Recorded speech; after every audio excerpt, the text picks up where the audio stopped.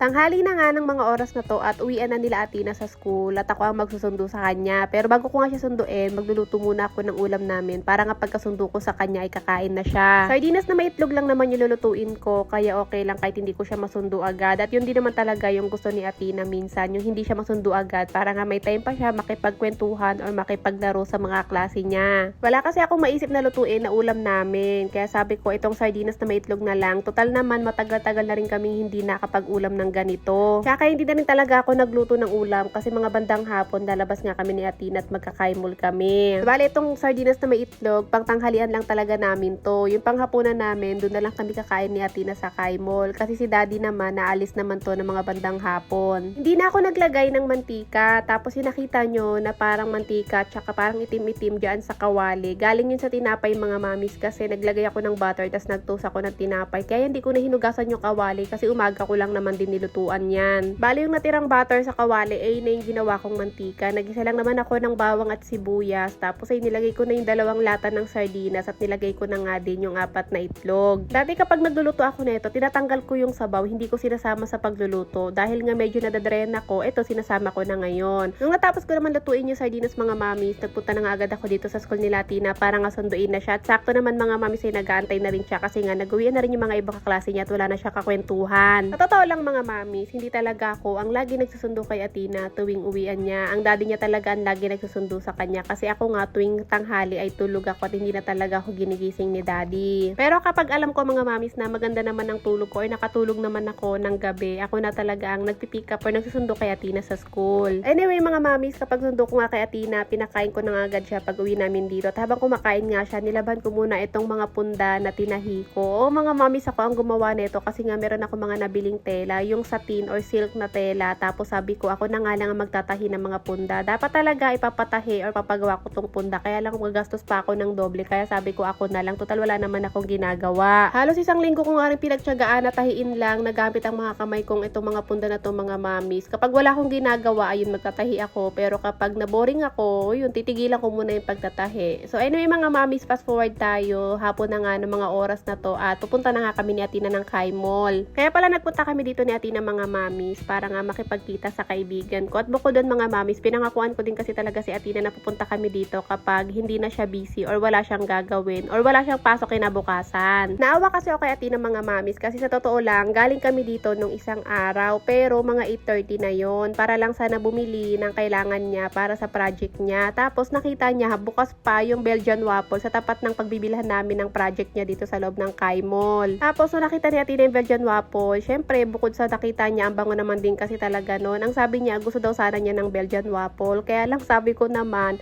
problema ay 50 pesos lang talaga yung dala namin at wala kaming dalang extra. Pambili lang kasi talaga dapat nung project niya. Kaya lang hindi rin kami nakabili. Problema, hindi rin kasi 50 pesos kasi alam niyo naman 55 ata yung pinakamura dito sa Belgian waffle. Tsaka parang nag-inventory na din kasi sila nung araw na yun mga mamis. Parang pasara na din. Kaya sabi ko sa kanya, next time na nga lang. After 1 week, mag-iipon muna ako para nga meron kaming pangkaimol or meron kaming pangkain dito ng gusto naming kainin. At ito na nga yung araw na yun mga mamis. Pero nawala naman na sa isip niya yung Belgian waffle kasi parang gusto naman daw niya yung potato corner. Tapos bigla niya nakita nga sa tapat ng potato corner merong nagtitinda ng taho kaya gusto din daw niyang itry. Nung una sabi ko sa kanya potato corner lang tas yung big size na nga lang yung bibiling ko sa kanya. Pero sabi niya okay lang daw kahit yung pinakamalit na size na lang daw ng potato corner kasi gusto nga din daw niyang matry itong taho. Kaya pumayag ako. So parang ang nangyari mga mamis, hinati ni Athena yung budget para sa pagbili ng potato corner para makabili siya nitong taho. And natuwa naman siya mga mamis kasi nasarapan siya sa taho na yun kasi may ice cream tsaka malamig yung taho. Pero natawa ako mga mamis sa presyo ng taho kasi kaya ako pumayag na sige magtry siya ng taho. Akala ko mga nasa 49, 59 pesos lang. Pero pagdating nga namin doon, nasa 100 plus.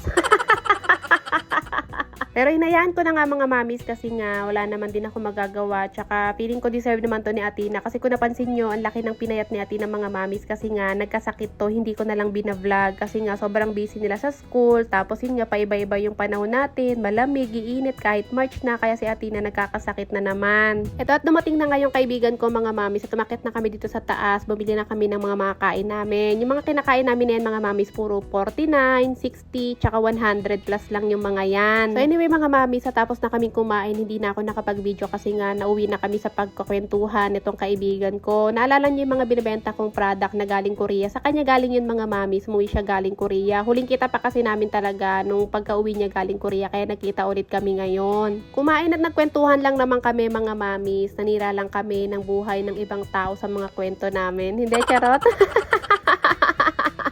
Dumaan lang muna kami saglit sa KKB bago nga lumabas ng mall. Tapos ayun, nagkanya-kanya na kami. May inamoy lang naman kami doon kasi gusto lang ni ate na ipaamoy sa akin yung nagustuhan niya ngang amoy na mabango daw, na pabango sa kwarto. Akala niya nung una pabango sa katawan, pero sabi namin pabango yun sa kwarto. So fast forward na nga ulit tayo mga mamis ito at nakauwi na kami ni Atina. Si Atina nasa kwarto na niya, nagpapahinga na. Ako naman nagpahinga lang ako saglit tapos ito kilos na ulit. Naglaba ako ng punda kanina mga mamis, diba, bago kami umalis. So tuyo na yun mga mamis, kaya maglalagay na ako or magpapalit na ako ng punda namin ni Daddy. Pero bago ko nga ipalit yung mga punda na nilaban ko kanina sa mga unan namin, magtatanggal muna nga ako ng sofa cover tsaka papalitan ko din yung cover nitong anti-bed sore bed ko or foam pala. Mali ko nga mga mamis dapat pala nilaban ko muna yung sofa cover ko bago nga ako magpalit ng punda. Para nga naikabit ko muna yung sofa cover para kapag nilagay ko yung mga bagong punda, mas maganda tignan. Pero wala na mga mamis, ngayon ko palang natanggal yung cover at ngayon ko palang lalabahan. Mahalaga naman napalitan ko na din yung cover nitong bed sore foam. So bali ang gagawin ko na nga lang mga mamis, lalaban ko na lang kinabukasan yung cover nitong sopa para kapag natuyo kakabit ko na din agad dito sa sopa at hindi nakahubad tong sopa ko.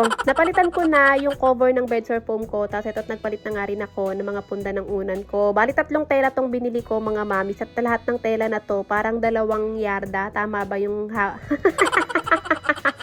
Last year ko pa kasi talaga nabili to mga mamis at sabi ko nga sa inyo kanina dapat talaga ipapatahi ko na lang to sa tahian para nga maging punda. Pero dahil nga kulang tayo sa budget, sabi ko ako na nga lang din ang gagawa. Total nga naman, wala din naman akong ginagawa. Bali yung blue kay Daddy, tas yung mocha or color brown sa akin, tas itong dark pink naman ay kay Atina. Sa bawat tela na nabili ko mga mamis, 3 punda ang nagawa ko kasi nga malalaki yung unan namin. Yung kay Daddy lang naman mga mamis yung hindi malaking unan, pero yung sa amin ni Atina malalaki. Yung kay Daddy mga mamis, 3 rin talaga yan, pero 2 pa lang yung natatapos ko. Yung isa kasi nagkamali ako ng pagtahi, baligtad yung pagkakatahi ko. Dahil maliit lang yung mga una ni Daddy, dapat talaga 4 na punda yung magagawa sa kanya. Pero dahil nga nangailangan si Atina ng tela para sa project niya, dun kami bumawas sa tela ni Daddy. Yung mga punda ng una ni Atina mga mamis, hindi ko muna inilagay kasi nga kinabukasan na lang para linisan ko na din yung kwarto ni Atina at magbawas na rin kami ng mga gamit para isang linis na lang.